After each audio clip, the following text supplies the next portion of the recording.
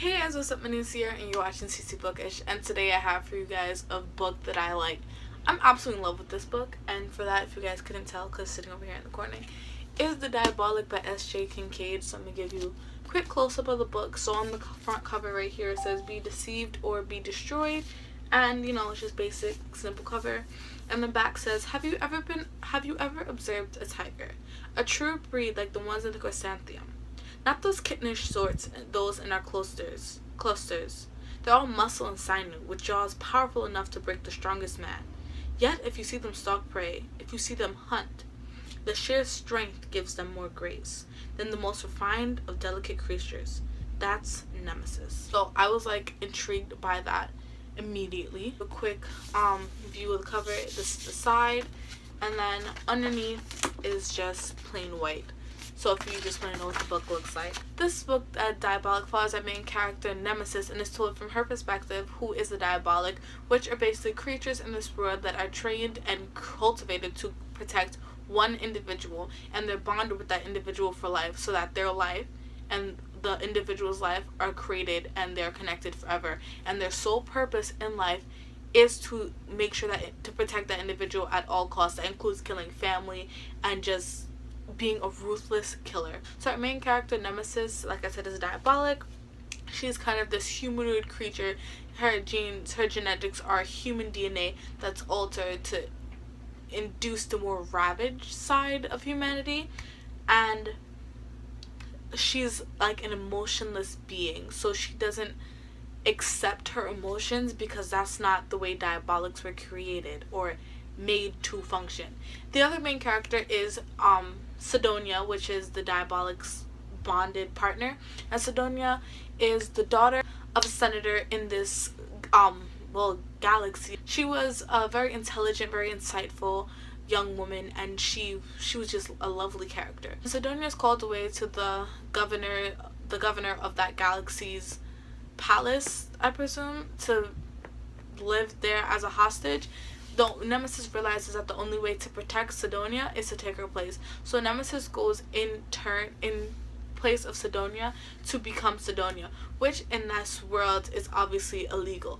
So when that happens, first there's a part of the story where you have to see Nemesis learn how to be someone of high class. You have to learn to see how to interact with people of different social classes and how to tame her nature, because Diabolics weren't meant to be refined beings, they're meant to be savages. So you get to see that aspect of it, but you also get to see a large part of the political tumble that's going on in this world, which I loved. I think that was one of my favorite parts, was seeing all the politics come together and see how they all come into place.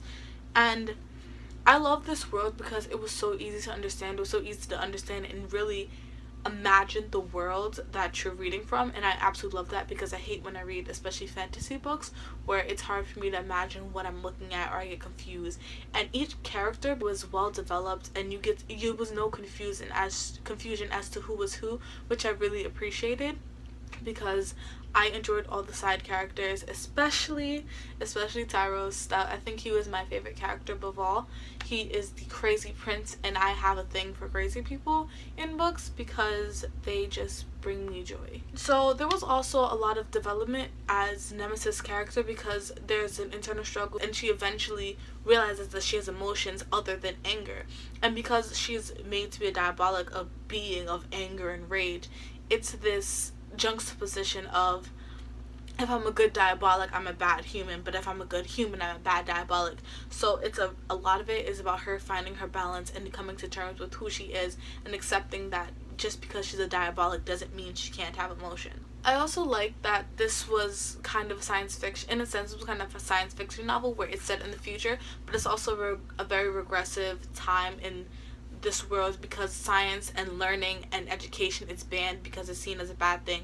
So they have all these advancements in technology and how to save people's lives, but machines know how to fix it. So once a machine breaks down, nothing can be fixed. And in this path and continuation, if this path were to be continued, the society would plummet, because no one understands how to fix these things, and learning and trying to help yourself to understand is illegal in this world. And that just brought a whole nother level of depth to this story that I appreciated so much.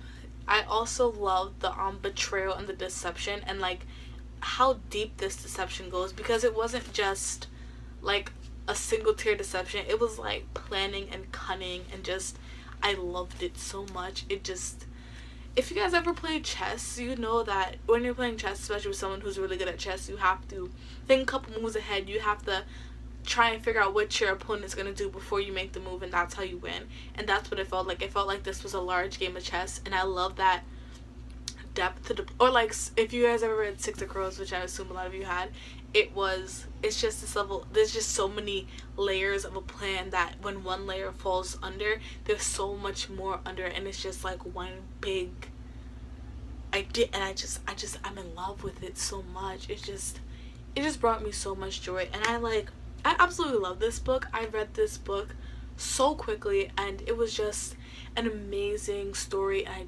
cannot wait for The Empress to come out in October. It comes on my mom's birthday too, but I cannot wait for this to come out. I gave this book a 5 out of 5 stars, if you guys could not tell. By the way, I'm saying so many good things about it. I absolutely love this book. The only thing in this book that I would have changed was how well the story wrapped up in the end, because there were still a couple of loose ends, but I feel like she should, like, I don't necessarily want a cliffhanger, but a little bit, she could expand the story a little bit more before she just ended it, so that we have a little bit more aspects of the story to grab onto when we're waiting the next book. But aside from that, I think this was a great story, and everyone should read this. Pick this up if you have this on your shelves. Go pick it up. I think it's still on Book Outlet. Pick it up. It's really good. This is like a 5 out of 5 star read for me. I'm in love with this book so much. Well, if you guys like this video and like reviews of these, if you guys like book reviews, please comment down below and tell me, because these are really kind of awkward for me to film, but I like talking about my opinions about stuff with you guys. If you guys like this video, like, comment, subscribe down below. My name's Sierra, you're watching CC Bookish, and I'll see you guys later. Bye.